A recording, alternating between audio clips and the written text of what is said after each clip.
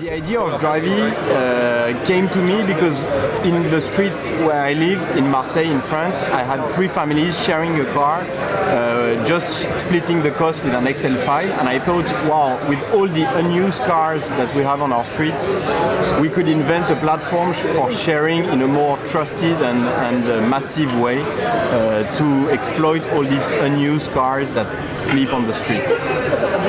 So there are 3 main reasons to choose Drivy. The number one is the price. Since we have peer-to-peer sharing, generally the prices are lower than any other alternative. The second one, even more important, is the proximity, because you can rent a car from a neighbor, so you can rent at the corner of your street, very close to where you live, so you don't have to take public transport to go get the car, so price, proximity.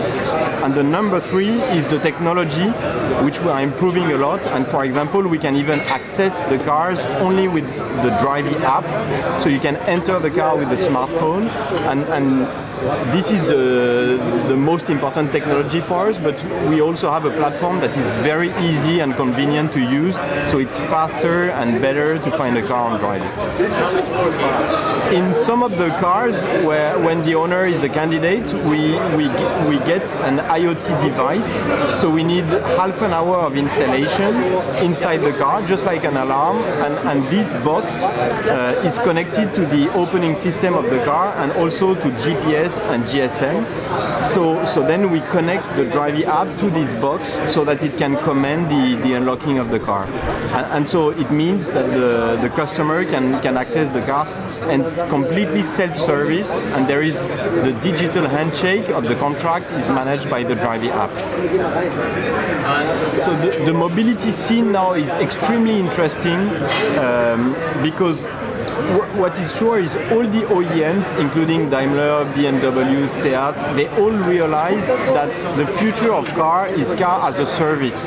So everyone acknowledges that the ownership model for cars is going to change, and people will consume car as a service rather than just buying cars and using it only for themselves. And so it means that for them, Drivy can become a new way to distribute cars.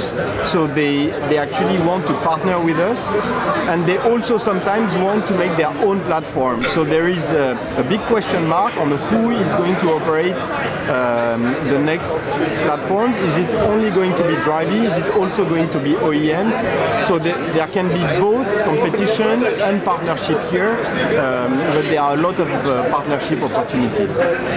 So the number one thing, so already from 2016 to 2017, we grew 10 times bigger, so we are 10 times bigger than at the same time next year. And now the expansion plan is going to be focused on Drivy Open, so the self-service rentals. We are already in Madrid and Barcelona. We will open it in Valencia, and we will probably multiply by 10 the number of cars in Spain that are equipped with Drivy Open.